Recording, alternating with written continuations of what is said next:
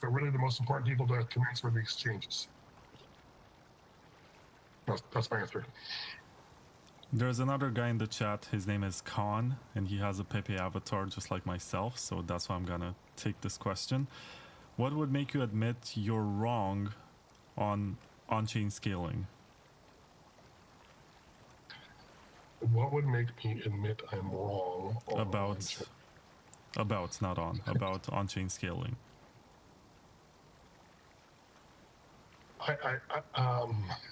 I guess he's trying to say that you're pursuing something which is not worthwhile or something. Well, I guess wrong technically, or wrong about the value of it, I guess is the question. I don't think there's anything that convinces me I'm wrong, that it's technically feasible to scale on chain at a reasonable price. Like, I've been working on this for like a decade, and I know it as a fact. But maybe something could convince me that just pursuing on-chain scaling is pointless. And I'm already I guess I'm already depressed in a way, because like we created BCH, and BCH, its blocks aren't full. Like none of the blockchains are really having many payments other than stablecoins, like we've already talked. So maybe there will be no long. Maybe we've missed our opportunity, and there's not going to be demand for Bitcoin payments in the future. Maybe we're going to a central bank digital currency world. I wasn't planning to get this depressed. Well, it is depressing. Like, welcome to my world since 2017. Well, let's take another question. There's actually a comment from Krev23, who has been commenting all through our episode. And in most cases, he was just commenting on what we were saying, so that's why I didn't mention him. But thank you very much, Krev23, for being here. He says, the thing...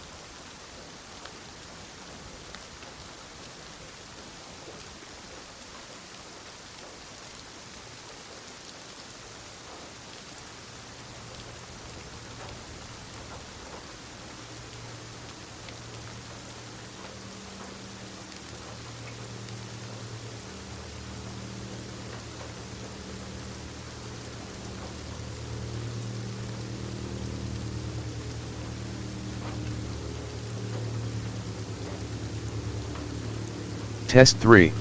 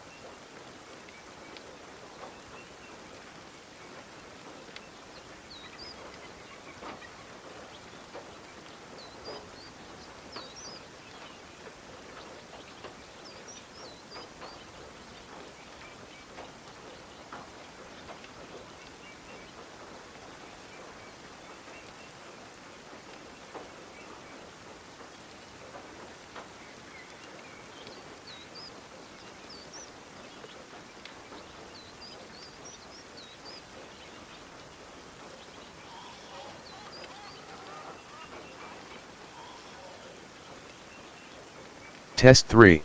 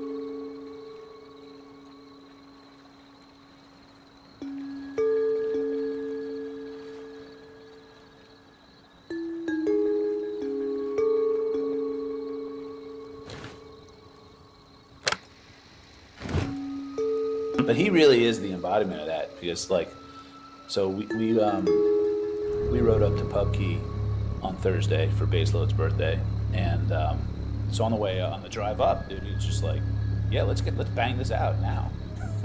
I'm gonna bang this out today, and he sat there at the bar and built it and did all his other work, which I don't know if you know, Evan, dude, the guy works like 100 hours a week. Like, he's always on his computer. You know, this dude never. You know, he's like, I don't know if Zeus is a one-man shop, but it's pretty close to it. Yeah. So he's super busy, and I'm so appreciative that he built this thing. And so now, yeah, so at PubKey, dude, by the way, we're sitting there at PubKey, right?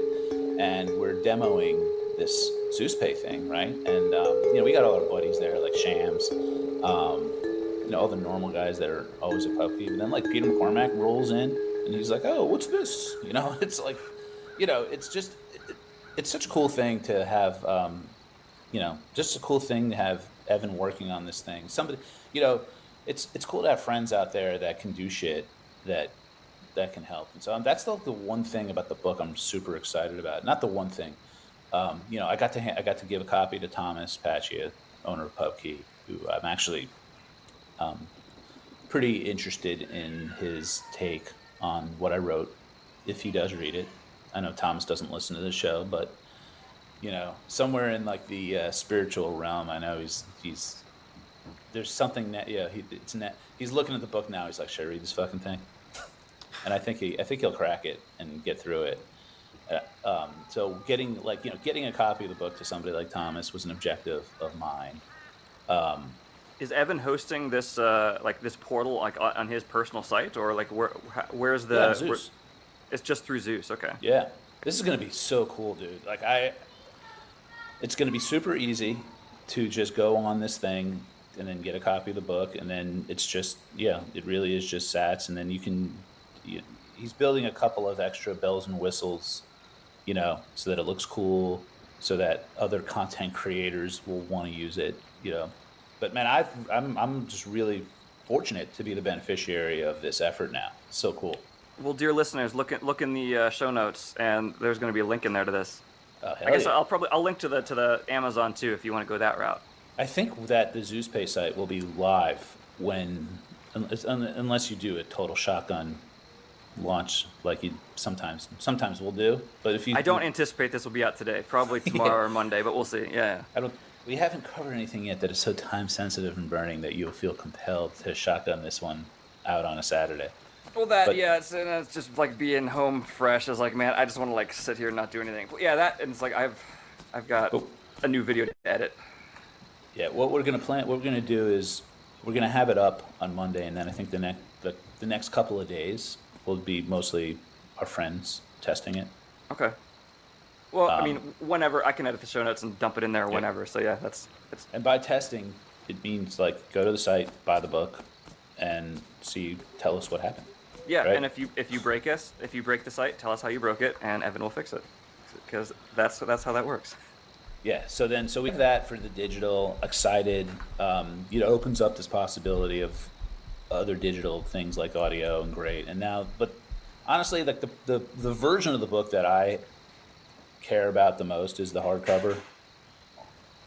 And that is, I got now the email from Amazon that's launching June 16th. So what is that, 2 days? So that should be up on Monday. The soft cover, I think, will be the 17th. And then I think we'll be rocking and rolling from there, right? Dude, that's so awesome. I'm now like thinking like, okay, well, there's this digital I guess it's not quite sovereign because it's hosted through Zeus, so it's not like I'm sovereign with it. I'm trusting Zeus with it. But like, what digital content do I have that I could dump onto this thing? Something to think about. You know, definitely something to think about. And it's not entirely well. So yeah, and I don't know what's exactly is going on under the hood, but I think it's using eCache as a probably a bunch of purity testing dickheads listening to this. Just stop listening. Right, and I'm going to. This occurred to me this week. If we're gonna pivot the conversation a little bit, I don't know what eCache is. I don't know what cashew is. These are words that people have been using in the Bitcoin space that they tell me that these are things that are on Bitcoin. These aren't like altcoins or something, but like I'm just using Bitcoin. Like I don't know what any of these things are, and at this point, like what's that the meme of like it's at this point I'm afraid to ask. Like we've been talking about eCash, or people in this space have talked about eCash for so long that it's just I just kind of shake my head, like nod along, like, oh yes, eCash, that's a thing. But what the hell is eCash? You know who would be a great person to come on this show?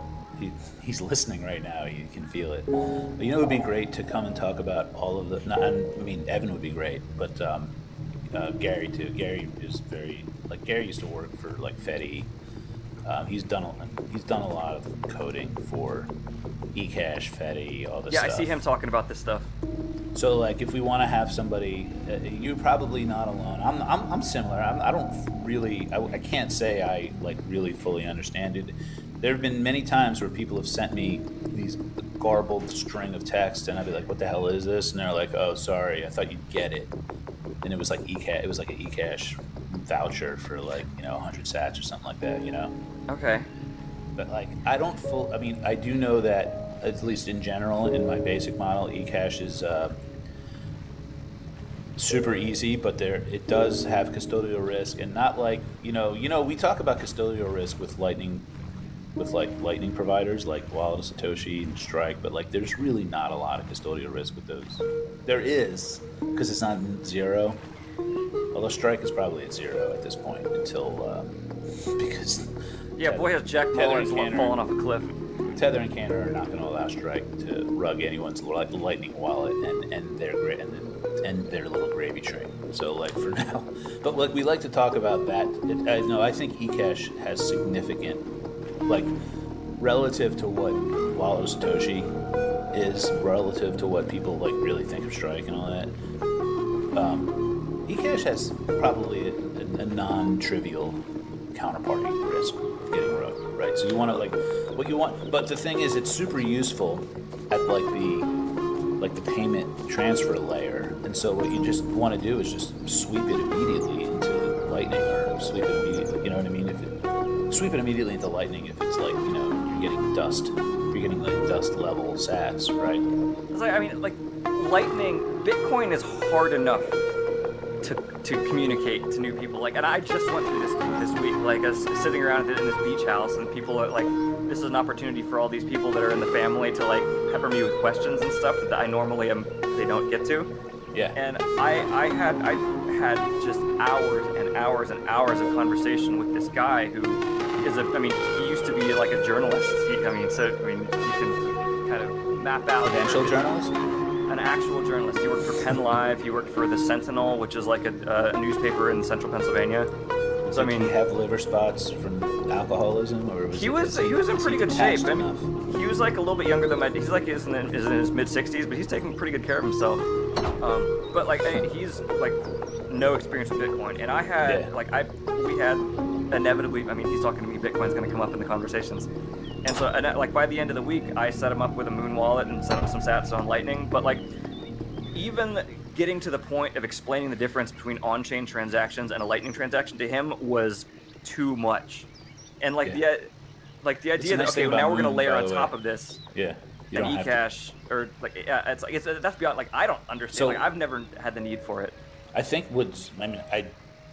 I believe Zeus is sort of envisioning a roadmap of how to graduate a Bitcoin user or a prospective Bitcoin user. So if they're like completely out of the woods and don't know anything, the easiest pathway is eCash, and then there's this sort of path where they'll just end up with a Lightning, like with the LSP, right? Okay. It's interesting you say this because actually in a week ago, my trainer, who I have paid a lot in Bitcoin, so he's been sitting on a bunch of sats from me, especially like I was paying him back in the a couple years ago, right? So he's been sitting on a few. So he saw the pump, and he now he wants to buy a new machine for the gym, and so he was like, dude, I feel obligated to tell you that I want to sell your Bitcoin. I was like, well, it's yours, dude. Do what you want with it. if you want, you may want to, like, he never thought about doing it. He's like, can you show me how to do it? And I was like, okay, well, you know, you can, like, he doesn't even have an exchange account or anything like that. So like, he's in a very privileged position that he doesn't even realize, right? He's never given a bit of KYC information to an exchange yet, right? And so I'm like, without having to try to explain to him why that matters so much, I was just like, dude, if you want to go sell it peer to peer, I can find you some people that will buy it from you, right? And he got like that. This was the most difficult part of the conversation. Like, why does that matter? Why can't I just, you know, why can't I just sell it now? Like, you could, like, if you had bought it on an exchange, or, you know, you'd be able to just go right to your broker. It's like having a brokerage account. And I was explaining to them, but it's better to not have the world know. Yeah, how do you explain to people that are like tax slaves that 1099s are not something that you want to have generated? By the way, the subtext too is like, he's in a very privileged position, but those coins that he's gonna move have my KYC right on them. Yeah. And I would tell him, dude, I would be the one to buy them back for you right now. It just doesn't help me.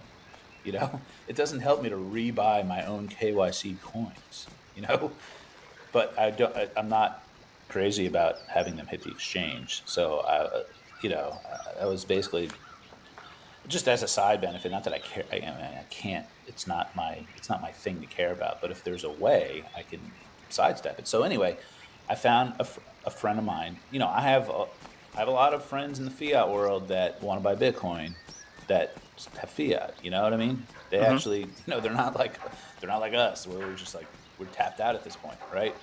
I got guys that didn't go all in, and they're still like, you know, ready to go. And so my old coworker, I set him up with, and like, it was such a great experience for both of them. Both of them were like blown away by how easy it was. You know, he just Venmo'd him the cash, and he sold him the Bitcoin, and it worked out very well. And I came to find out they offline, you know, they talked again and did more. You know, It's like, and my trainer's like, I don't know what Bitcoin is. I know it just helped me, and I know I have this guy that he's going to pay me in Bitcoin whenever he wants to, right? So it's not like I'm gonna benefit from it now, and I have, like, this guy has no idea how privileged his position is, right? He's in a position to earn more Bitcoin than I'm in. You know what I mean? Like, I don't have somebody like me paying me personal training fees in Bitcoin, you know? I'm going to be lucky to get 2,100 sats for a digital copy of my book, right? I mean, you know, it was actually, you know, he had us enough Bitcoin to buy a bunch of new machines for the gym, and that's going to be awesome when they come in. Like, yes, that happened because you let me pay him fucking Bitcoin. Yeah, and and then, like, inevitably someday he's gonna have to have the conversation with himself about, like, what is the opportunity cost of this gym equipment I bought? I don't even know if the guy ever even gets there. I think it's right. It's like there's a cluster of the world that it's all win. You know, that, like, you know, he didn't think about it for a couple of years, and then after a pump, he's like, shit. I mean, you know, there's a lot of people like that, and why not? Yeah. Why shouldn't they? And, you know, there's the opportunity cost of, like, I don't want to get into this right now, but that's the conversation I want to have at some point, which is like, I don't think it is. I just don't think it's a natural thing to think about the opportunity cost of buying things, just because It's definitely not from the way money. we've been trained, but, like, forever. Like, I mean, I'm just, like, from my own memories. Like, I am, for now, the rest of my life, have to walk around with the memory that I spent more than a full coin on a graphics card. Yeah, I get it, but, like, there was, you know, like, it was easy. You could have also replaced that coin with sofa cushion money at the time. So it's like, Yeah. give yourself a break. No, You no, know, like, I'm not upset about it, but you're it's upset just about the like, wrong thing, right? it's like, it's a fun. It's kind of like the Bitcoiners version of oh, let me tell you how difficult it was to get to elementary school whenever I was your age. I had to but, walk like, uphill in the snow both ways. the ossifiers are really capitalizing on that narrative to make people not spend their Bitcoin. Yeah. You know, Well, and by ossifiers, like, you know, I mean, like, kind of people like the sailors. yeah, the of Michael world. Saylors. who, I mean, I think that maybe this isn't obvious and maybe this isn't fully correct, but I kind of say like full ossification is state capture. I have that link. I'm sure we're going to get a lot of people arguing with me, and that's cool. I hope that happens. I would like to have that conversation, but I think that full ossification is basically state capture. I think I would agree with that. And it's there's so many difficult things going on in the Bitcoin world, and we didn't plan to talk about today. Like, we talked a lot about the core, all of the drama. There's a lot of drama going on. There's also a lot of like fucked up things going on that's causing the drama. It's just like there's bad communication, and there's things that people are upset about, and they're communicating about it badly. But there are definitely things happening that probably are upsetting. But this is all a function of learning how to be in a system that isn't done, right? But that should be like, it should be done, but it can't be. It should, right? Like, ideally, we would all just take a knee in the football sense, right? And say, we won the game. Let's protect this thing now. Let's never change it. But we can't. I think we agreed. It's not the way the fucking world works. We can't do that. It's not. We're not done. We can't be done. There's no such thing as being done. This game doesn't end. This is an infinite game. I think we agreed in a previous conversation that like the goal, our goals of Bitcoin is a level of ossification, but then like full ossification is you would say that is state control. I don't think that's possible. It's like the idea that anybody who messes with Bitcoin is setting themselves up for failure. Like, look what happened to like the Mt. Gox. It's like the idea that you're going to come into this truth machine and try to manipulate it in a way that benefits your corporation. The same thing as like a state is like they're going to come. Okay, we're going to co-opt this Bitcoin thing to benefit our state. But what you're hitching yourself to, like you're trying to catch a whale that is growing faster than anything that like you're not going to control this thing, and by tethering yourself to it, you're potentially setting yourself up to destroy yourself if you try to manipulate it. Yeah, dude, you are literally marketing my book right now, because this couldn't be more the message, right? When I say like Bitcoin is for individuals and companies have to understand this, and if you don't understand this, you end up like Mt. Gox. You end up like, and so like I think it's very dangerous to play the MicroStrategy game right now, and I have no problem with their business and what they do, by the way, right? I mean this notion that Bitcoin should never ever change again, and people shouldn't even spend it, right? And I'm not saying like, I'm sure there's somebody out there from MicroStrategy that would say we don't say that. And like, I understand that. Right? But like, Saylor advertised proudly that he paid for his fucking pizza in USD, which is a pretty strong indicator that like he would probably view spending Bitcoin as an absolute sin. Yeah. Right? Now, so what? So what? What does this have to do with ossification, right? What people like that want is that Bitcoin now never changes. And I understand. If I was a corporation who was all in on Bitcoin right now, I wouldn't want a goddamn thing to change. It would be like every other software platform that I'm relying on, right? It would be like I would want complete control over it. And I think the idea of complete control over an open source protocol is just as foolish as thinking that you can change it, right? Thinking that you can dominate it into never changing is just as foolish as thinking you can actually change it in It's just another form of co-opting. Yeah, it's staring at the monolith for 2001 and thinking like, oh, I'm going to modify this thing. It's like, this is alien technology. So, but the complicated thing is that the complicated thing for us is that I think that they're still mostly right. It shouldn't change. You know what I mean? Like, it really shouldn't. Like, if you zoom out, almost every Bitcoin user probably would say the same thing, right? Like that we would rather this protocol not change unless absolutely necessary. It's just that idea is a bit of a fantasy because, you know, how do you have Bitcoin Core? What do you tell them, what do you tell them to do? And there's You that know, issue. There's the date issue that's going to have to be addressed at some, like in 100 years, always right? yes, there's Yeah. known things, and there is, you know what? There's going to come a time where we have to change the hash algorithm. That's absolutely going to have to happen at some point.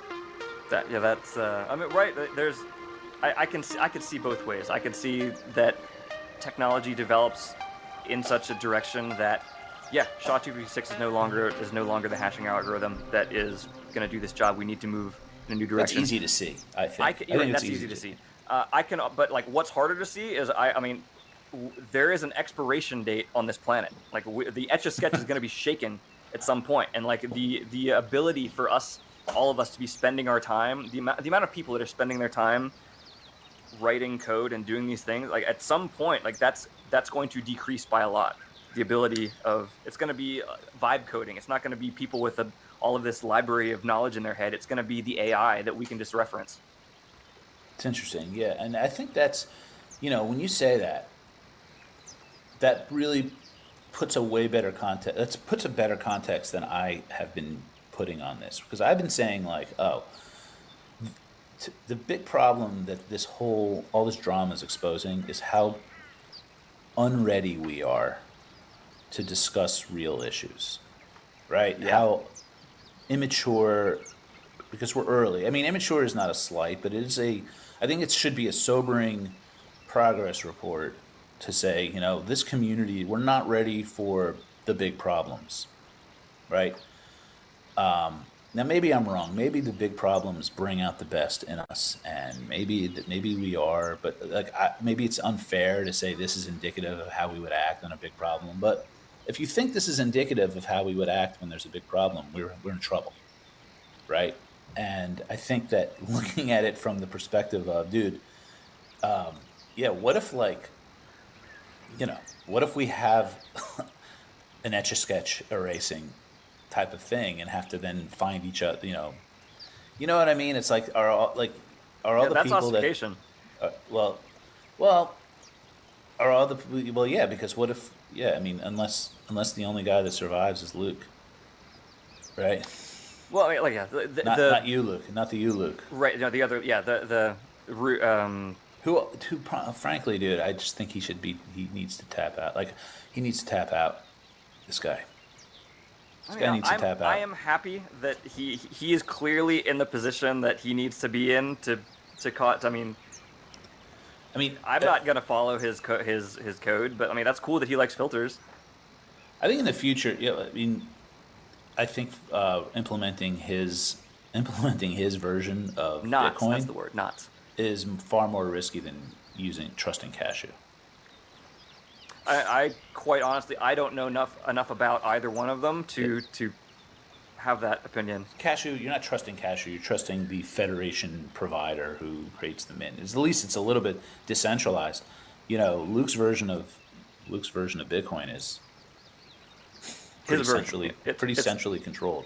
Right. Yeah. It's the version that he thinks is best, and like I agree with him from the perspective that Bitcoin needs to be more modular. It would be nice to have more options when configuring a node to absolutely. Like, what do I want to do? What do I not want to do?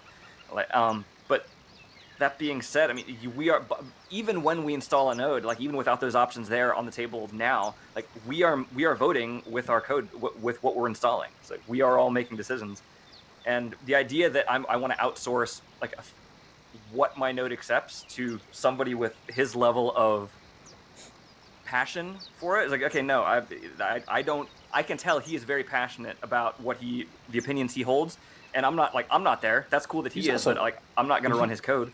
He is compromised by the interests of the company that he runs. Of course.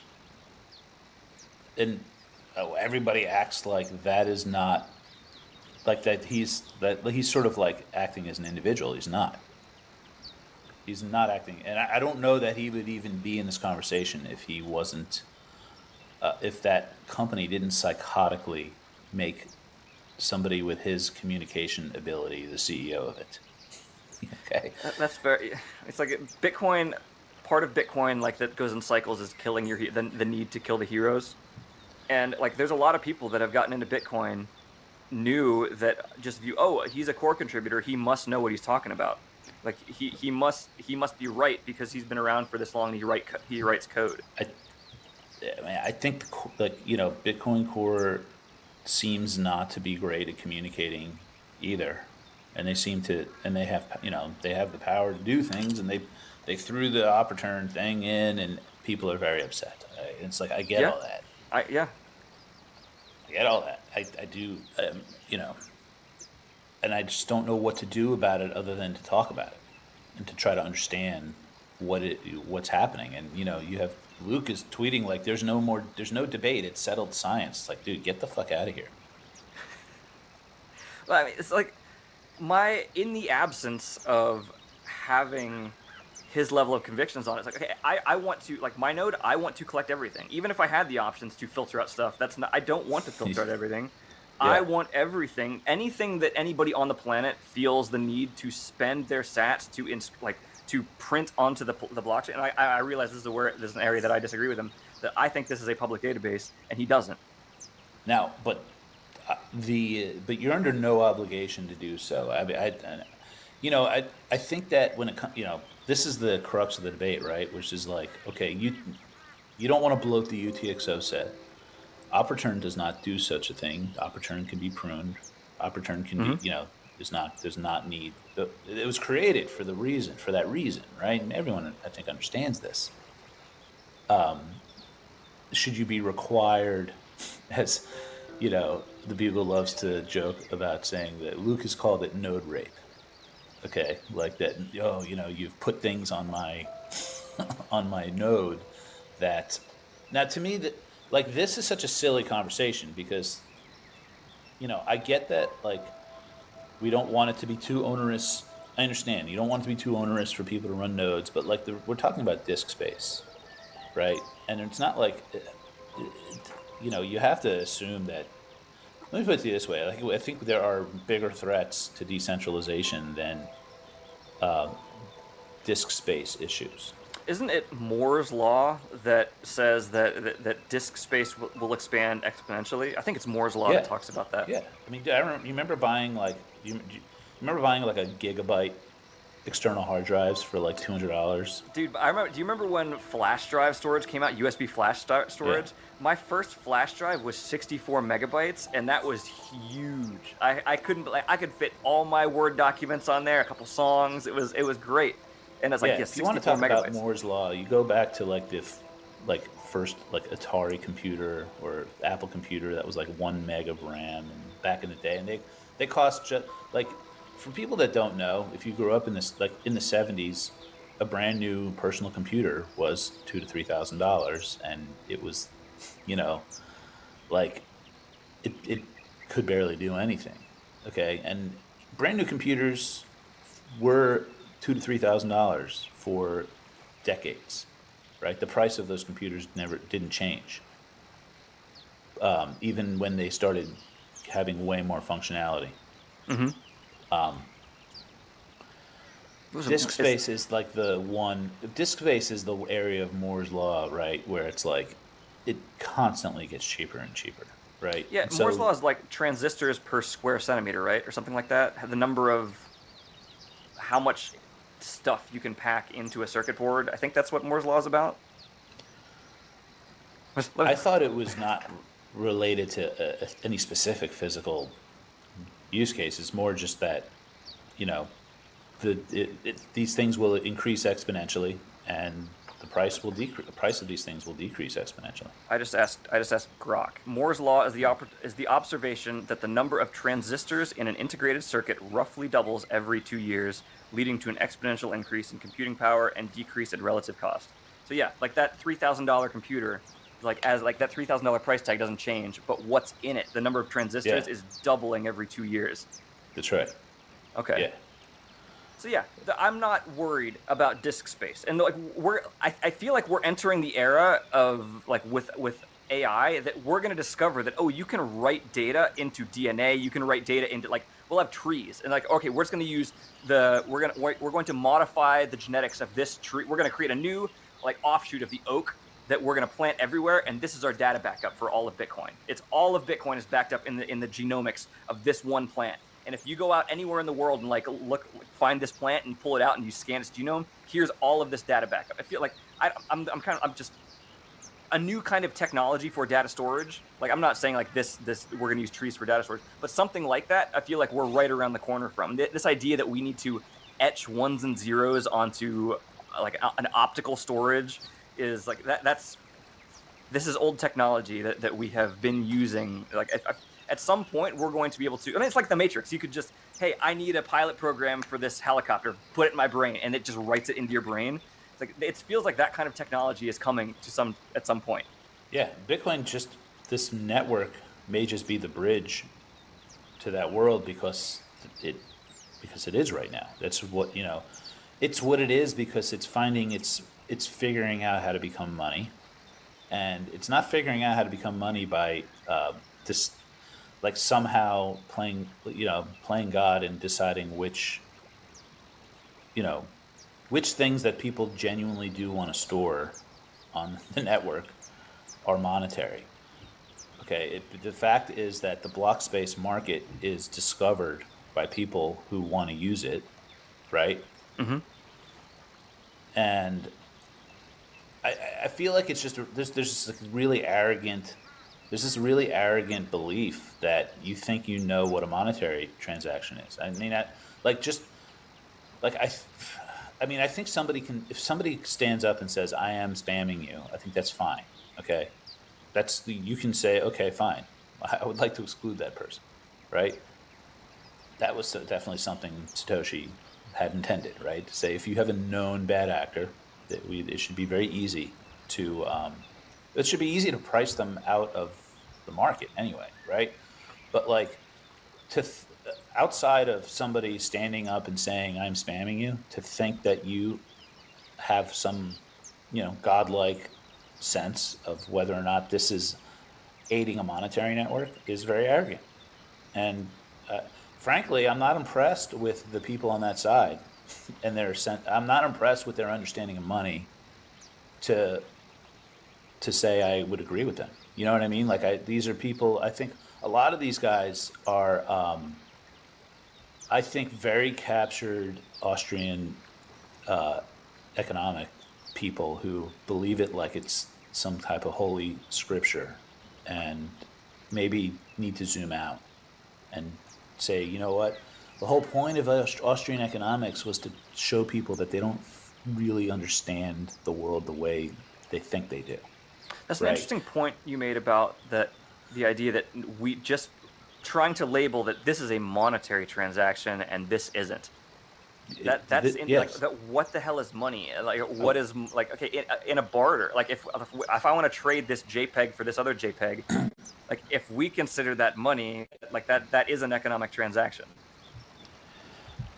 But it's really pathetic and arrogant, I think, again, outside of somebody standing up and saying, no, I'm intentionally spamming you, outside of that, right, that you actually going to decide whether or not somebody taking, these are the same people, what I'm saying is these are the same people who will argue the axiom of choice and, under, like, they'll use Austrian economics principles to justify why they would say it's non-economic, but they're full of shit. You know what I mean? They're very caught up in something very wrong. I think like 2 years ago we talked about this. I was close to getting caught up in Austrian economics in this kind of poisonous way, where I was reading Hoppe's book called Economic Science and the Austrian Method, and there were some people that I respect very much, and I'm not going to drop their names, but they started DMing me and saying, listen, dude, this book is bullshit, and you are going to be a retard if you get too caught up in it. And, I think my conclusion of this book is that economic science should be in quotes. Like, dude, we should never believe that any of this is really physical science measurable. The study of human beings can never be something that we treat like a physical science. The end all And be all. We have discovered the truth of the situation. yeah, but like, dude, you go online and you look at guys like Kanza. These are like some of the most maniacal supporters of filters. It turns out are like these like guys that will, you know, they'll just try to overwhelm you with Rothbard quotes, as though that justifies, you know, as though that justifies any of this. People just don't want to argue with him, right? But he thinks he's right. It's just nobody wants to fucking argue with him. But the fact is, like, dude, so I see this. It's like the Austrian cult, right? There's this like Austrian economics cult, and there's a lot of guys that are Austrian. I consider myself very grounded in Austrian economics, but I very much am aware of this cult, and I try not to go there, right? I try not, and I don't think I ever say, "Oh, I'm right about something because of something," and quote Rothbard or something like that, right? It's contradictory, right? We can't measure human action. We can't measure it. We can't predict it. Everything is subjective. So you can't run around and say everything is subjective, and then say, fuck you. That's not a monetary transaction. You just can't do it. You have basis. You have no basis with which to do so. We like the generation that has destroyed our nation, that has destroyed the world, like the boomers that have they knew so well about how the world needed to be that they've destroyed the world and pulled the ladder up after them, and then complained about that these children just don't have the work ethic that we had. It's like Bitcoiners are not immune to that. Like the egotistical mindset of like, okay, once you have something that is true, that is the danger of Bitcoin. Is like Bitcoin is so true that it can give you the confidence, like, oh, I figured this out. I must know everything. Like and like that's really, Bitcoin should humble you. It shouldn't increase your ego. Like that was one of the things in this like all these conversations I had with this journalist this week. Like one of the things I realized about myself is like my base assumption is not that not that I figured out Bitcoin. My base assumption is that the government's going to keep printing money, and like Bitcoin is downstream of that base assumption of like my life. Okay, yeah, and that's so yeah. So let me build on this real quick now. Do it now. I want to do one last thing here. You talk about it's important to have your ego built. It really is. It's important to have an ego that's commensurate with your ability. Yes. And so you should be somebody who's building your ability every day, and then your ego should track that, right? Your ego should track your ability. Okay. If your ego exceeds your ability, you're gonna fuck yourself. You're out over your skis. You're gonna fall forward. Okay, and so if your ego is not quite caught up with your ability, you're just going to get shit on. Okay, and you're not going to fulfill your potential. Agreed. Okay, so having said that, right? There's a great conversation going on that I think the Bugle guys have really restarted in their last episode, which is sort of like, you know what? It's time to retire pleb. It's not working anymore. And it's like, you're not like, we're no longer like, there are plebs, but they're going to get left behind. The pioneers now are the ones that are going to move on. And so there's this like, okay, there's no longer pleb. It's you're either a pleb or a pioneer at this point, right? We've all made the journey, and now it's time to build. You want to be a pleb? That's fine. Right? And I bring this up because our very first episode 1, was called A Pleb's Life. And you and I had this discussion. I'm going to tell you right now, because I listened to it recently. I talked about hearing Alex Svetsky on Peter McCormick's podcast. Yeah, I was about to bring up Svetsky, yeah. Talk about how he hates the word pleb. And I was saying how like I took issue with it because I liked the meme. And I thought pleb was cool. And because I came from TradFi, I came from a world where people needed that ego check, right? And I liked the meme. I really did. Pleb meant something to me. But I But like, I saw where Svetsky was coming from, but it's weird because now we live in this world where he wrote this book. I don't know. There's something that rubs me the wrong way about him telling people how to behave at this point, right? Like I like Svetsky, but like he basically wrote this book called The Bushido of Bitcoin. I have it. I haven't read it yet, but I've heard him on several podcasts. The best one, by the way, being Sly Goomba's. You should go listen to that, and you want to get a sense of what's going on in that book. And it's like it's a good message. But then I get to the fact that this guy is now just making his way going around telling people how to behave, right? Which is a little fucked up. I think that I like what the Bugle is doing, which is just keeping it very simple, and it's just like pleb or pioneer. It's time to make the choice. Dude, yeah, like the idea that the plebeians were the people, like the general people of the city, and like whenever they decided that they didn't like the way the city was running, like all the plebeians could leave the city, and I believe I'm using that word right, and like that was like, where is the real power? Oh, it's the common people, and it's like if the common people band together and decide something, then there's nothing that the decision makers can do about it. And like I get Svetsky's point that like calling ourselves plebs is a certain level of we're better than this. Like we are the elites. We are the new elites. So why are we referring to ourselves as plebs? Like self degradation is not a positive thing. But like I disagree in that it's important. Okay, yes, internally you may realize that you are an elite. You are better than other people. Other people are NPCs, and you have a mind. Like maybe that's the case, but being willing to present yourself that way to the rest of the people is immediately separating yourself from that elite. To be truly elite is not to rub everybody else's face in it and be like, "Hey, I'm better than you." I'm not. In fact, you know how much better than I am you. Like the way that you're calling yourself, that's all wrong. You could be so much better, but like just come and follow me. And the way to get people to follow you and show that you have a better idea is to lead by example, not by telling, like not by yelling at people and being like, "Hey, call yourself better. You're not good enough. Bring yourself up to my level."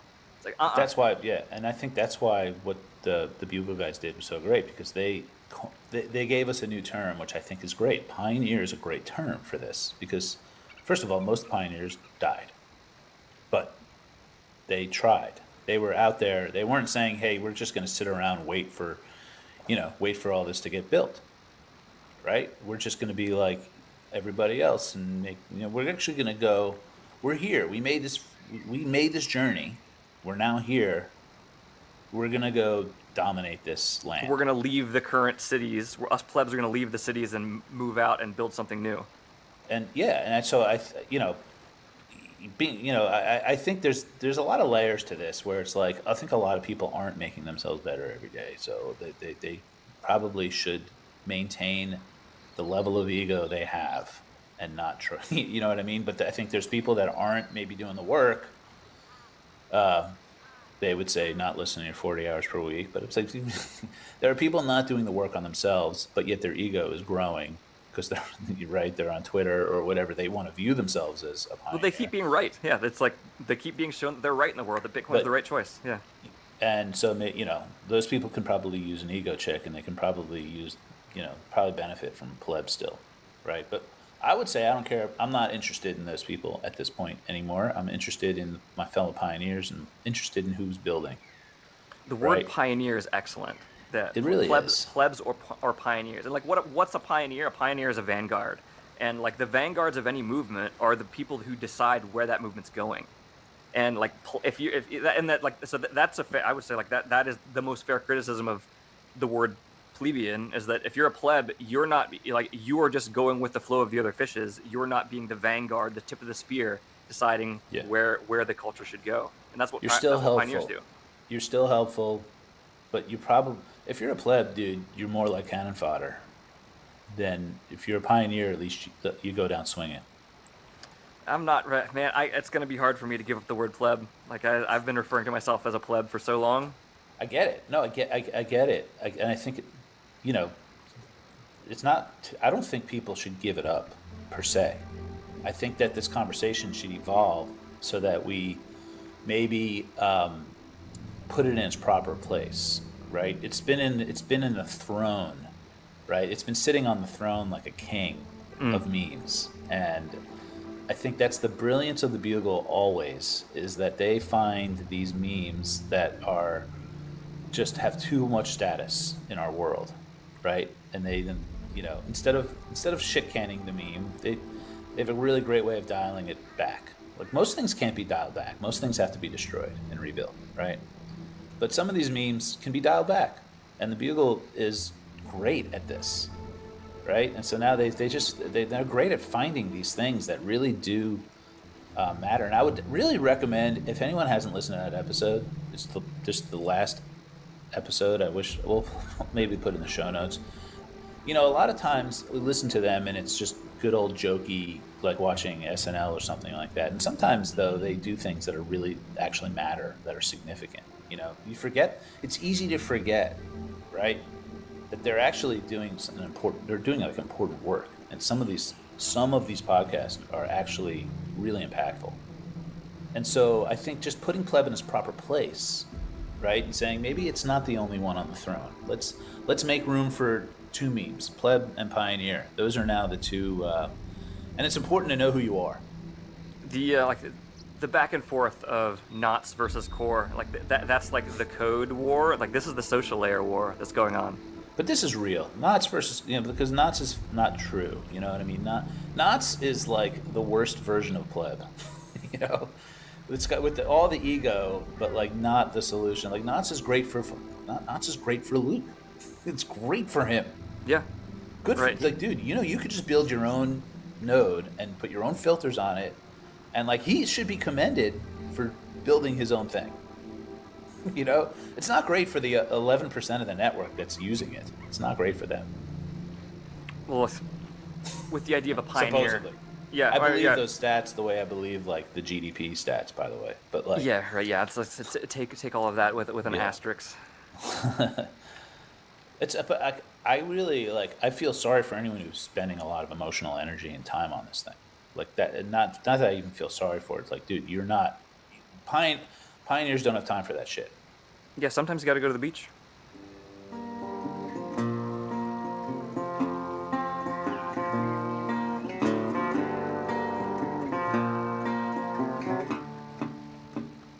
Well, she got a side to her I wanna run from. She'll turn a warm afternoon into a cold, cold one.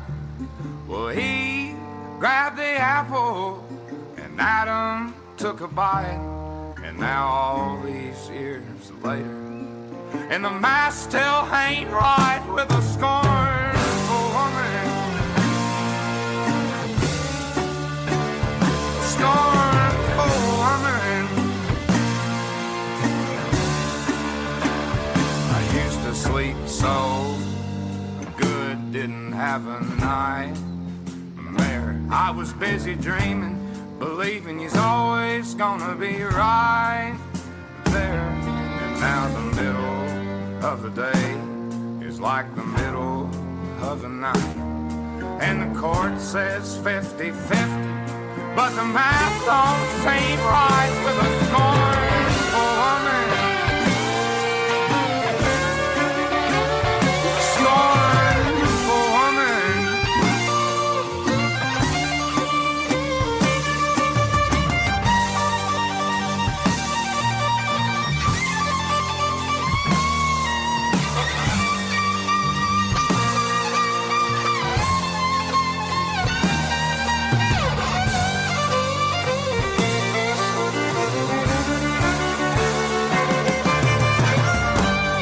She can have all the money, and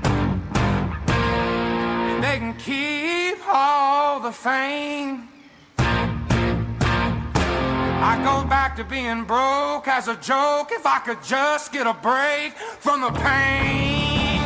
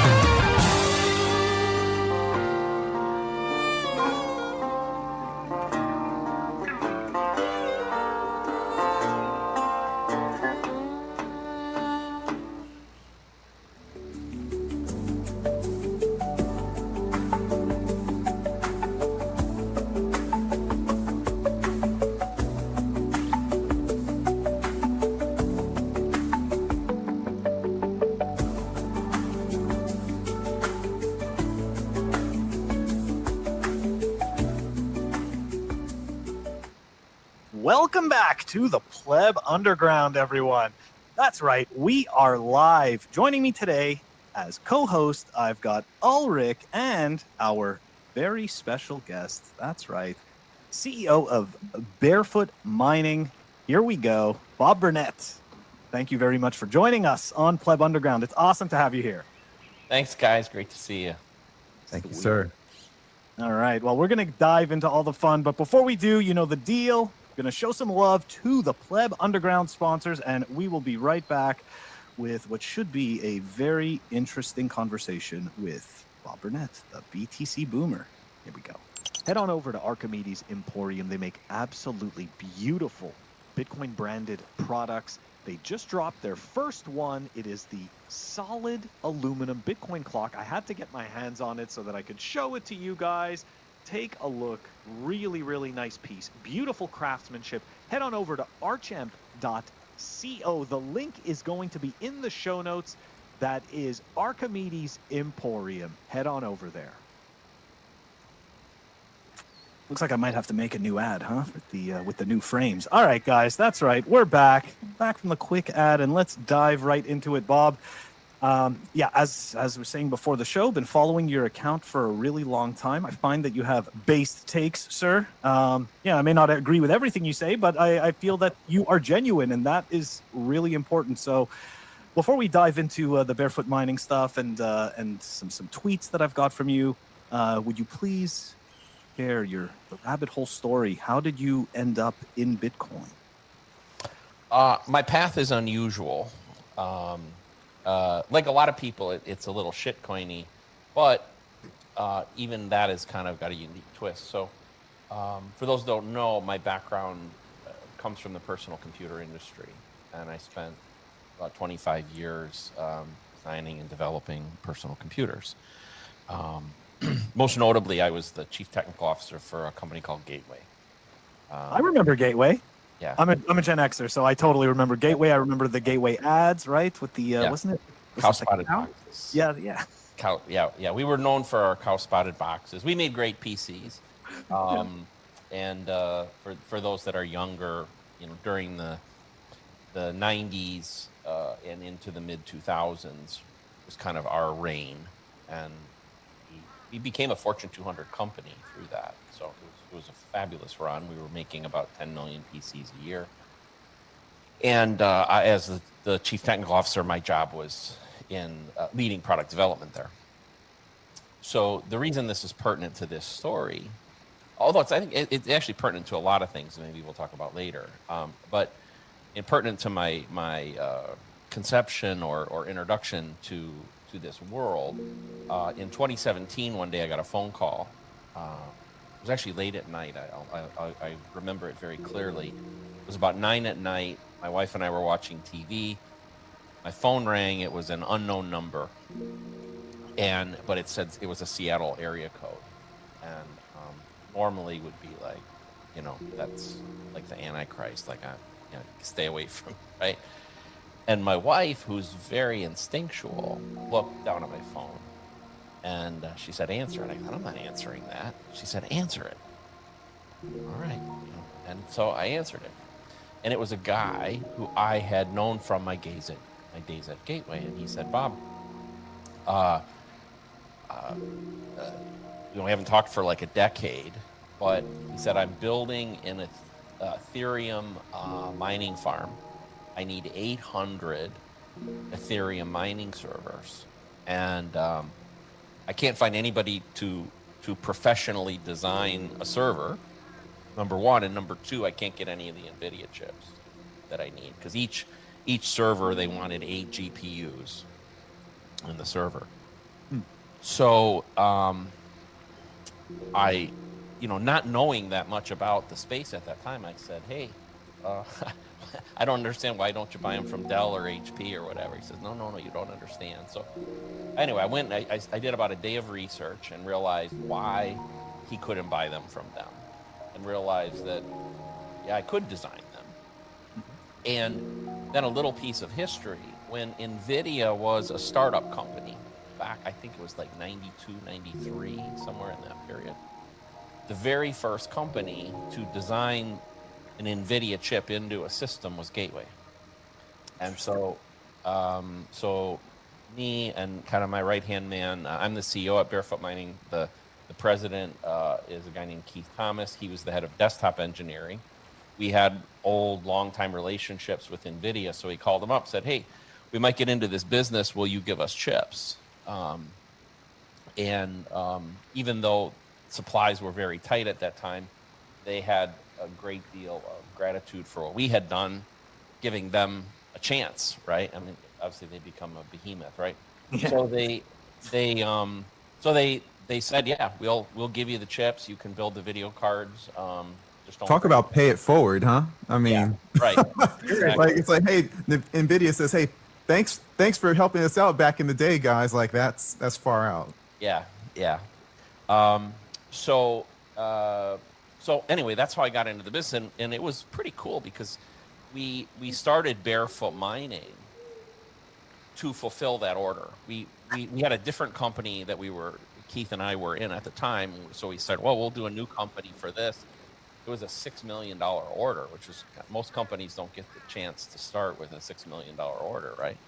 And decent profit. You're off and running. Yeah, we're off and running. We designed the system. We fulfill the order. We said, well, we got NVIDIA said they would continue to supply us with chips if we continued to need them. So we started going to other people saying, hey, would you like to buy one? But mind you, at this point, I'm looking at the world like a computer guy, right? So somebody who wanted me to build computers for them, so that's what I did, and that's what I spent a lot of my life doing. So we did it, continued to have success selling them to other people, but most of the other people, as we would sell them, they would say, well, we're interested, but only if you'll host them for us. So it forced us to create a second product line, which was a hosting service for these. So we had to open data centers and start doing that. And then a few months after that, we realized, like, hey, these things really are making a lot of money. So we started taking the profits, pouring it into our own equipment. So we started self-mining. So it kind of started, designing and building systems, then hosting, then self-mining. That was kind of our progression. Probably by early 2018, I started looking at what it was, though. So I would say to that point, I was just wearing a hat as a computer guy, right? And then I started saying, well, what is this thing that we're doing? What is it? And I looked first at Ethereum, and I very quickly got uneasy with Ethereum when I started, the benefit of being, a person with my background is I can grasp certain technical things maybe a little quicker than others. And I'm like, well, this is really complex. They're claiming to be decentralized, but it's clear that they're not. I had already understood, the concept of proof of work and believed it. And like, what? They're going to change it to proof of stake? Because even though they didn't still do it for a few more years, they had already said they were going to move it. So then I said, well, I don't really like this. They're competing against Bitcoin. Let me go look at Bitcoin. And then I started looking at Bitcoin. And go, oh, well, this seems much better, right? So we started pivoting the company away from Ethereum, and it took us a year or so to kind of purify ourselves. I think this would be an interesting point to cut you off real quick, because I want to ask, and maybe just for education purpose, when you understood that change, or when they announced that change, that Ethereum was going from proof of work to proof of stake, what does that do to the investment, to the capital investment that your company had in proof of work, artifacts and in miners and GPUs? Does that say, hey, you're done? Like, can you repurpose them to benefit in a proof of stake environment? Like, how did they expect you guys to react to that? And how could you and stay profitable? Yeah, there was no way to. Well, there was Ethereum Classic, which Ethereum had a fork, right? Yep. And the Ethereum Classic side didn't fork. So there was Ethereum Classic. There was Raven Coin and Mimblewimble, and there were these other shit coins. And so we could use the same equipment to mine All of that. all of that. But you're crap. out. But Ethereum says all the miners, all the people that were mining us with GPUs because you couldn't mine Yeah. with Bitcoin. That's ASICs. You're classed out. You're essentially SOL. Right. You know, and it's funny because I think from a they ostracize their biggest supporter. Let's That's put it that right. way. Like so if you think about it, what they were doing was all these people that believed in the project and had invested massive amounts of capital and time to create these facilities, and they basically said, screw you, we're going a different direction. Now they were pandering to, they thought that they could beat Bitcoin by pandering to a climate narrative that turned out to They be did. not true, Yes. right? And so Spectacular failure. yeah, a massive failure, and you know you can see it. Let's laugh. It's very common, right, for people to look at the performance of Ethereum relative to Bitcoin since what they called the merge. But you know it had other flaws too. I'll say this. I mean, I think it maybe would have had a better shot at success had it stayed with proof of work, but it had other flaws.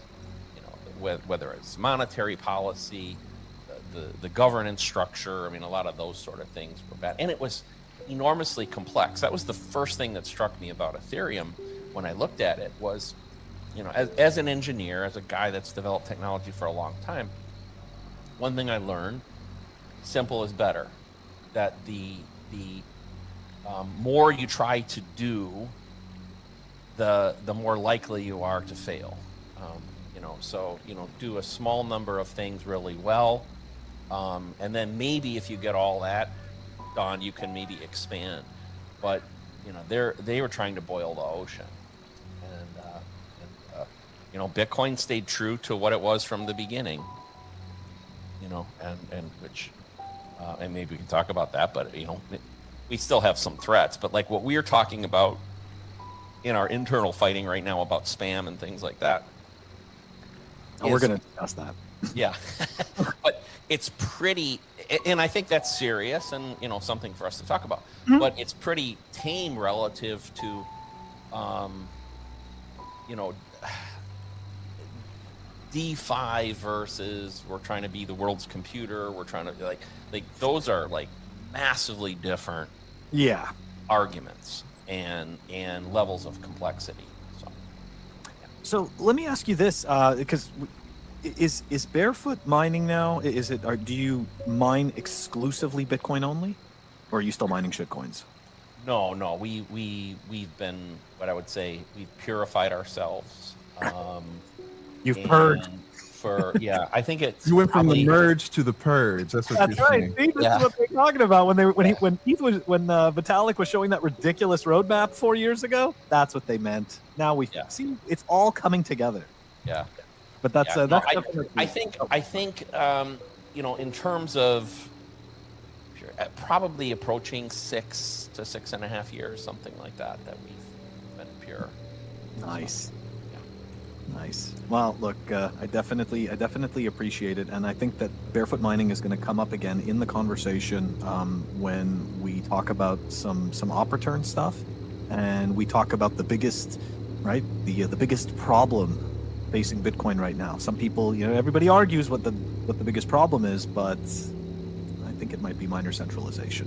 Anyways, we'll see. We're going to talk about that, but for the moment, let's dive into. We're going to dive into your the first tweet here that I'd like to show from Bob. Here we go.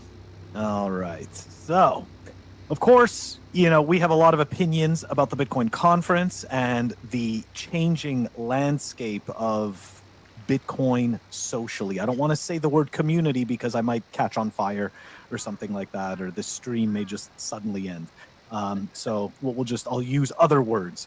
So here we go, Bob. Your main takeaway from Bitcoin 2025 is that the suits have arrived. This is an inflection point in Bitcoin's maturity.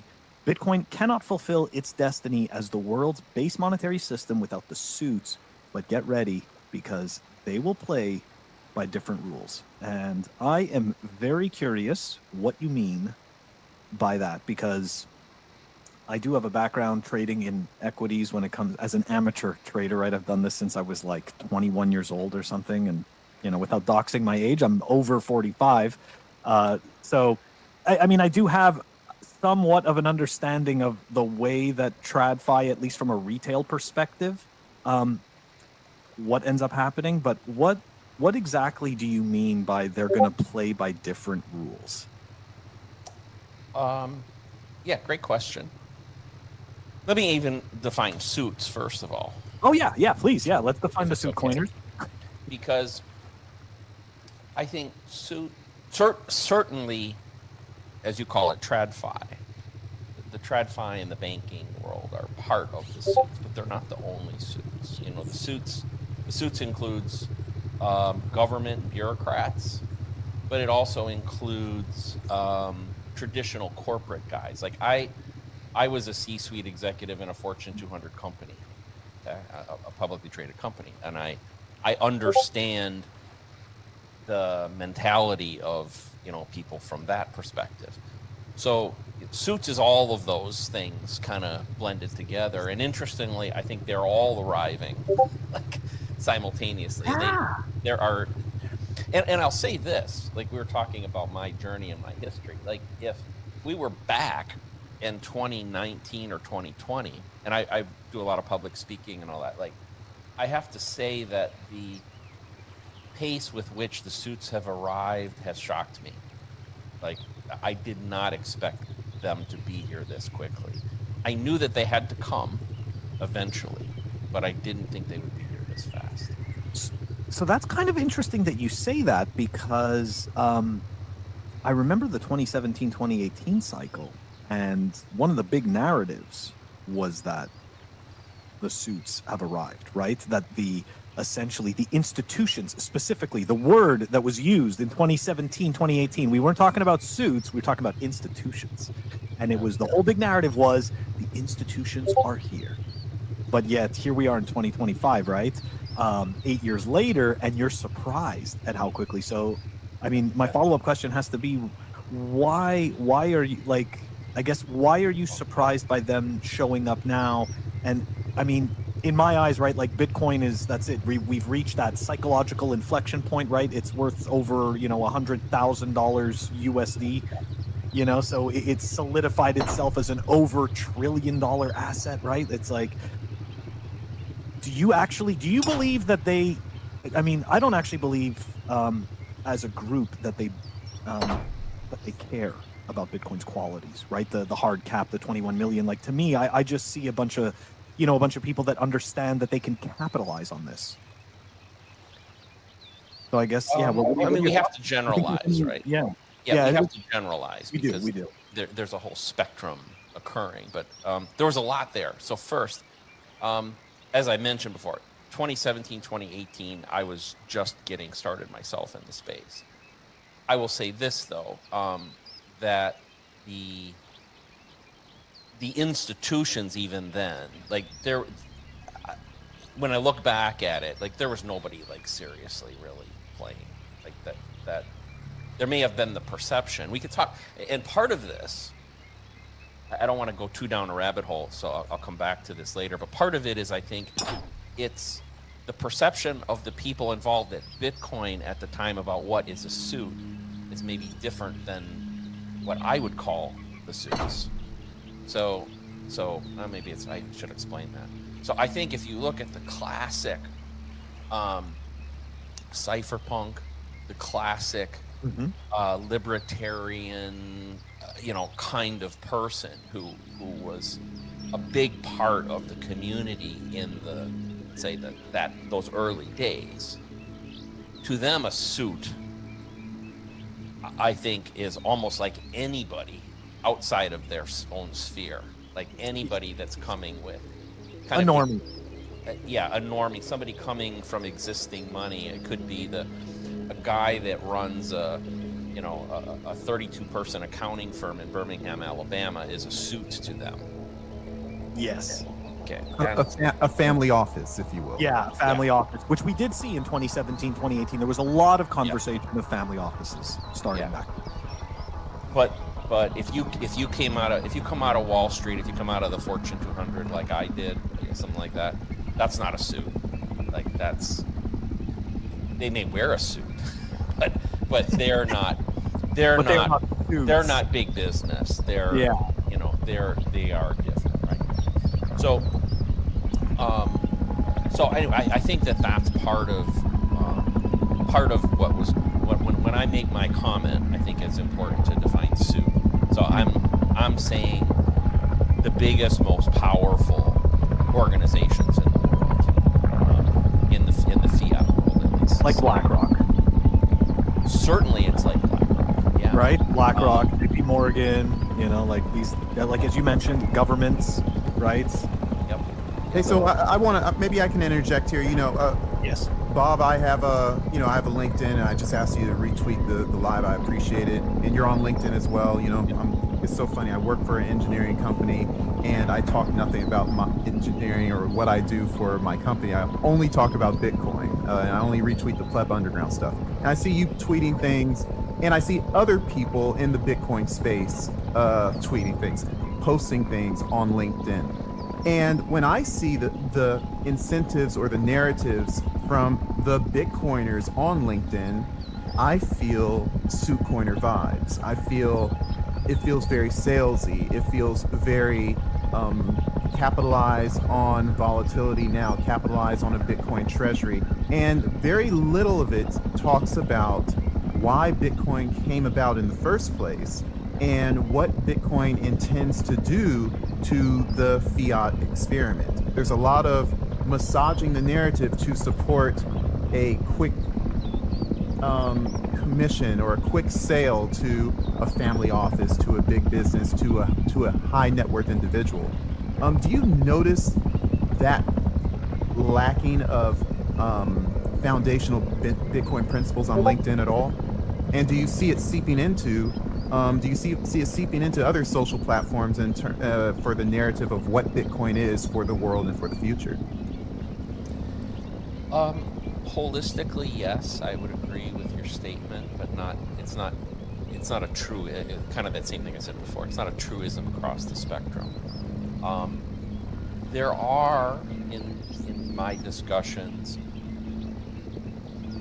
a fairly large number of people representing suits, in other words, representing big organizations and big money, who do get it fairly well. When I say get it, I mean the core principles, right? They do get it. And I think that the confidence in existing traditional financial systems has started to accelerate. The disillusionment and lack of confidence is accelerating there. And the leading organizations, and we see it, right? The leading organizations are capitalizing. It's what you'd expect. And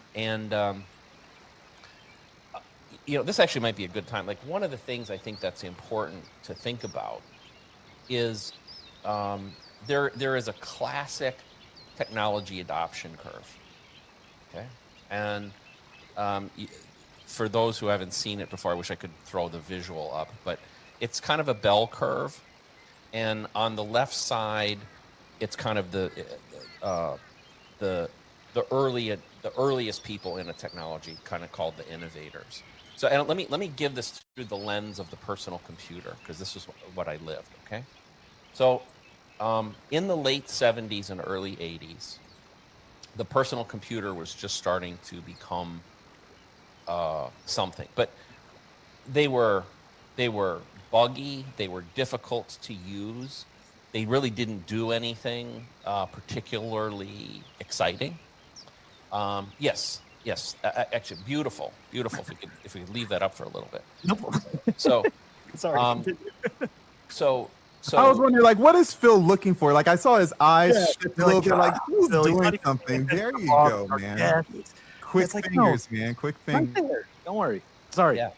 So when we look at that innovator, like there's a really strange group of people there. And I'm kind of on the cusp there myself because I was in that world. So in the early 70s, people playing with personal computers, they didn't do shit, by the way. Like, but I remember not doing shit, by the way. yeah, because like they didn't have an operating system. You had to write the software yourself. They were so quirky. I learned how to code in GW Basic. That was There the you first go. thing I ever learned how to write. I made a circle move around the screen, and I made a line flash. So I'm sorry. And let me ask you, Phil. Yes. Did you, when it worked, how excited were you? I was ecstatic, and I didn't even understand why it worked. Okay, That was the problem. so Sorry. there, and I'm glad you brought that up because there's a fun for people like you, and I was one of those people too. There's a massive dopamine hit from making it work. It didn't do anything useful, but you get this like, and you feel like you're in a special group that, like, son of a gun, there's very few people in the world that could make this happen, and I frickin' did it, right? That's the innovator. Okay, that's the innovator mindset. They're willing to work with technology when it's really not ready yet. Okay, and it's not about it actually doing anything useful. It's about dominating it or showing your superiority or about the learning. Okay, now the next phase in the personal computer industry came in the early to mid 80s. The IBM PC was introduced, and the IBM AT in 1984. The Apple products were kind of getting a little more, and they started doing something. Not super useful, but they started doing something. Basic word processing. There was like a program called VisiCalc, which was the predecessor to Excel. Like you could do some basic shit. Yeah. Still kind of buggy, but the early adopters, like from your chart, like they require that. Like they're willing to be pioneers. They're willing to work on shit, but it still kind of has to do something useful. They'll deal with a blue screen or, whatever. Did you have a comment, Phil? Look like you were. Yeah, I have a question for you. Have you ever heard the saying, early adopters will be severely punished? Absolutely. And Okay. Yeah, no. they will. Yeah. Okay, I'm sorry, continue. Yeah, because Yeah. that's exactly what you're describing, right? And this is exactly the feeling that I had myself, right? Like you're just dealing with, in my eyes, I'm sorry, it's just problem after problem after problem. But Yep. I get it. It's the hunchback and the soldier, right? The question mark, the exclamation point, that sequence. Yeah. Sorry, continue. No, you're exactly right. So then, though, you can only ride that pony for so long, right? The mark, there's a certain finite, and it's shown on this. It's called the chasm. And in the world of the personal computer, the chasm could not be crossed until the late 80s, early 90s when Windows came out. So Windows 3.0 and ultimately Windows 3.1 for those older. That happened, and it created this leap in functionality and usability that allowed this next group to come in. And you'll see that we're getting into that early majority. But so many technologies never crossed the chasm. 3D printing has never crossed the chasm. The Segway has never crossed the chasm. There's lots of things that get stuck. And what happens is the personality type and the requirements of the users change. So the later early adopters, that second red group, like they demand it do something useful. They're willing to pay a premium. They're willing to be the first to pay, but it's got to be something useful. At some point, you get enough early adopters. The early majority are just that. I mean, you can see it's kind of the biggest group of people. Yeah. They buy based on the recommendations of the early adopters. So you must satisfy the early adopters. And if you do, then you get the viral nature. And so that's why on any technology adoption curve, you cross the chasm, you build credibility with the early adopters, and then you get the explosion. Okay, and then that and what happened in the personal computer industry, again, for those historians, we hit Windows 95 Pentium processors. We had AOL and connectivity start to happen, and that blew us through, right? And so I don't want to take all of our time today on this, but You're a special guest. but it's if you think about it, so the You're muted. personal. This is another tangent. I warned you guys. I'm very subject to tangents. Okay, we're gonna switch gears soon, so don't worry. We're gonna let you, but we want you to finish the thought. I'll say one last thing because we're talking personal computer here. Yeah. For my generation, the personal computer was a revolution, on par with what we're trying to do with Bitcoin. I'll try to relate it back to Bitcoin. Yeah. And it was the decentralization of computing. And so prior to that, what we had was a world where if you wanted to run software, you needed permission from a third party. Just like you need permission from a bank, you needed to go to the head of IT, you needed to go to the the head of the computing center at your university, whatever it was, and you needed to request time, and you need to tell them what you were going to do and how long you needed to be there and all that.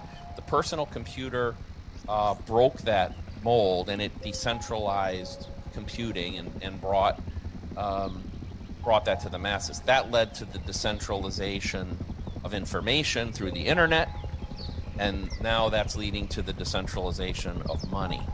But in other words, they build on each other, right? That when I look at Bitcoin and I look at my journey through first the personal computer and then the internet, but especially the personal computer because I was so intimately involved with it, I look at that as just a real blessing to have been involved in kind of three different things that probably, they're once in a millennia kind of things that have happened back to back to back, and I'm the right age, had the right profession, was in the right places to be part of three of them.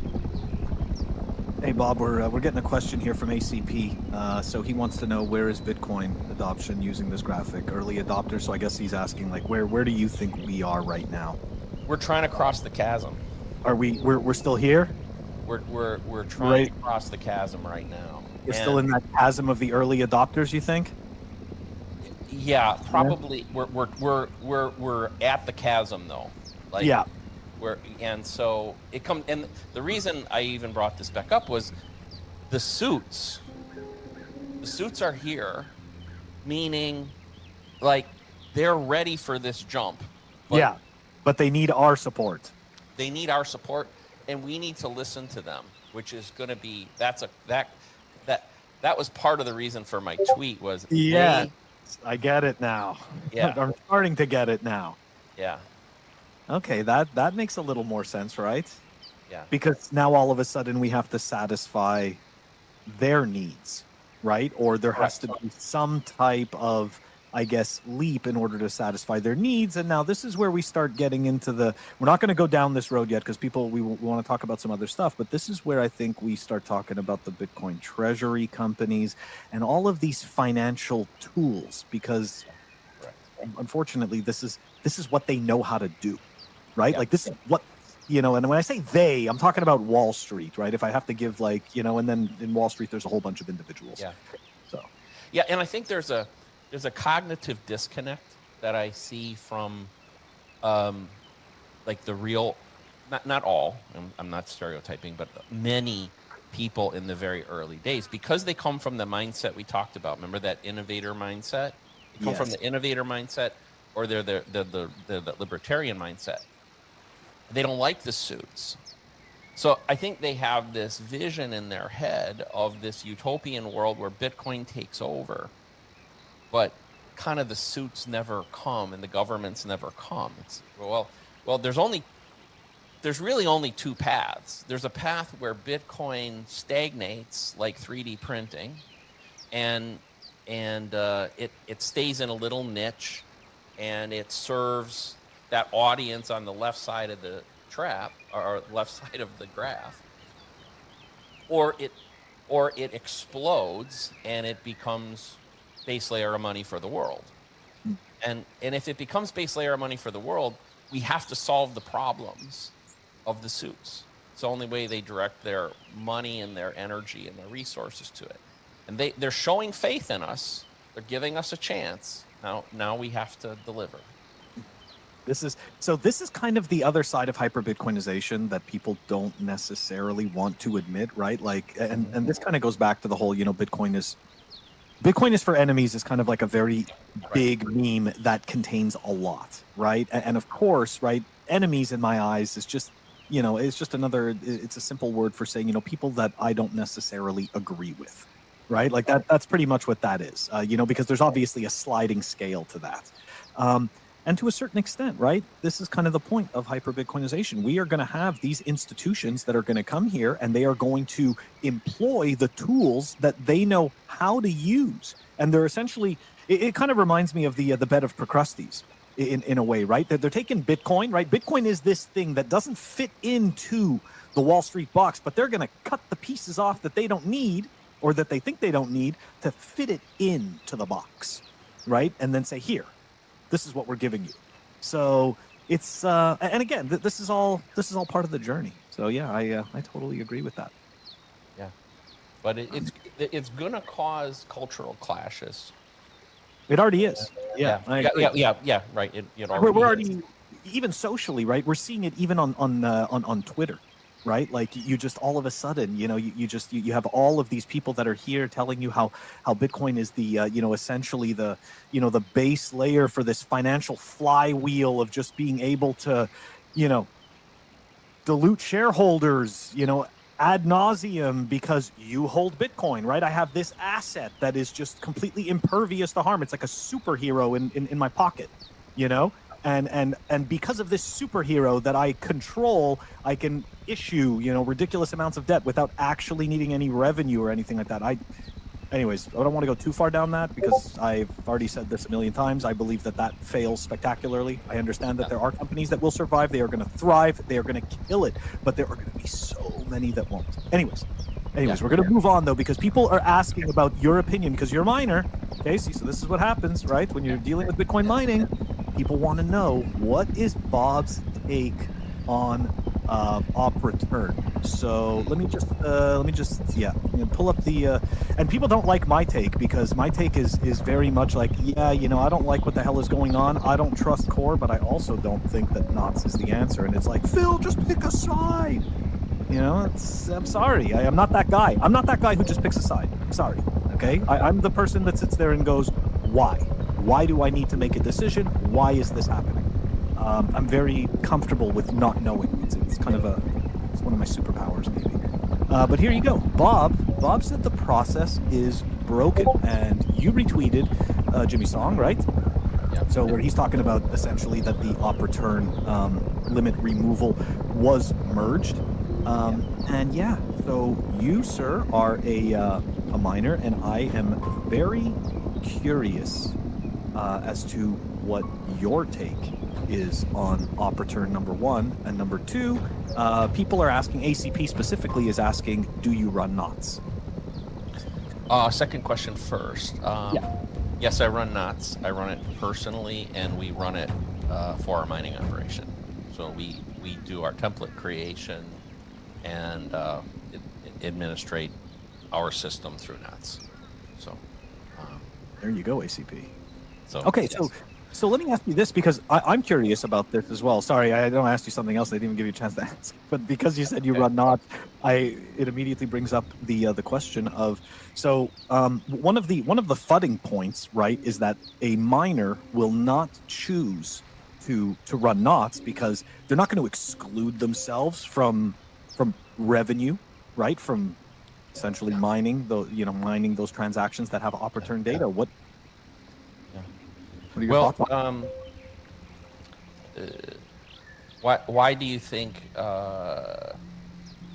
Disney doesn't make porn? Yeah, that's a good point. You know, and they do I it. never thought of it like that. They do it because, well, they don't do it They don't. because, you know, they have a brand and Yep. they stand for something. And even though porn, clearly the most popular form of video and money making thing there is, they Could be argued that that's what started the internet.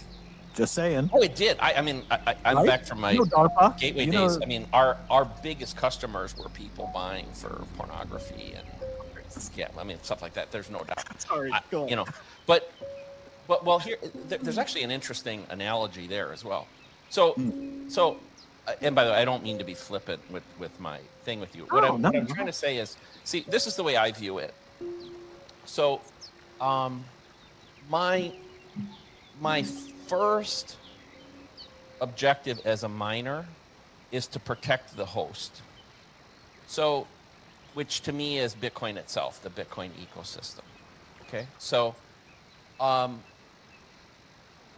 those things that I perceive to be spam and that I believe are bad for Bitcoin, I view if I take that money, that's blood money to me. I am sacrificing the betterment of Bitcoin for my personal gain. And that's just not how I operate personally, and it's not the company that I want to run. So that's why I don't do it.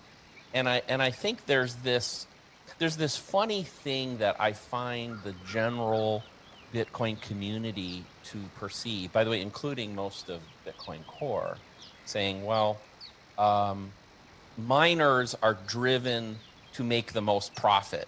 So somebody's always going to mine whatever. And that means hammered into us. that it's saying whatever block we're on, 900,800, whatever there we are right now. Trying to say, well, the next one, you every miner better try to make the maximum amount of money on the next block. Mm-hmm. And even if that is a 4 megabyte dick pic, that's what they should mine. Like, and that's what they will mine. And say, no, that's not true. My best economic interest is in Bitcoin thriving. Like that's why I say protect the host or protect the ecosystem. So am I economically incented? Of course. But I'm not economically incented to do harm to Bitcoin. In fact, that's the ethos of my company. For me and everybody in my company, we take a Bitcoin first perspective. Like we will not do things that harm Bitcoin. And even if it means short-term, less short-term money for us. Yeah. Hey Bob, real quick, you talk about, you're basically putting into context the theory of subjective value, and that one can't put the value of a picture of their mother on the market, and it may be worthless to the grand market, but to you, it's a priceless artifact. And so what you're saying is that it doesn't matter about the net revenue over 1 million blocks, over 2 million blocks of Bitcoin. I have a subjective value of what's important for the perpetuity or the prosperity of the network. And so I guess to bring up a tangential circumstance, I've heard a lot of miners talk about tail emissions. And so would you give the same response to that, when tail emissions is something where you start adding in some sort of, either you start adding coins past 21 million, or you start creating some sort of mandatory fee or base fee regardless of blocks being mined, so that miners can be incented to keep the gig going, if you will? What are your thoughts on that? Yeah. First, anything that changes the 21 million number, no, absolutely not. Anything that changes the release schedule of those also, no. Like that I view that as sacred. That is part of Bitcoin. I agree. And I mean, maybe, I don't know, time permitting, but there's a whole quantum thing coming up and all that we have to talk about and how we resolve that. And there's some ideas that involve actually taking part of the unsecured P2PK addresses and giving them back to the miners essentially on a new release schedule. I haven't made a final decision on that, but I'm pretty sure I'm against it. Yeah, that sounds like some communist shit. Yeah. So, but it's very I mean, there's that's a whole different ball of worms. As we go out in time, we have to look at the security budget. So,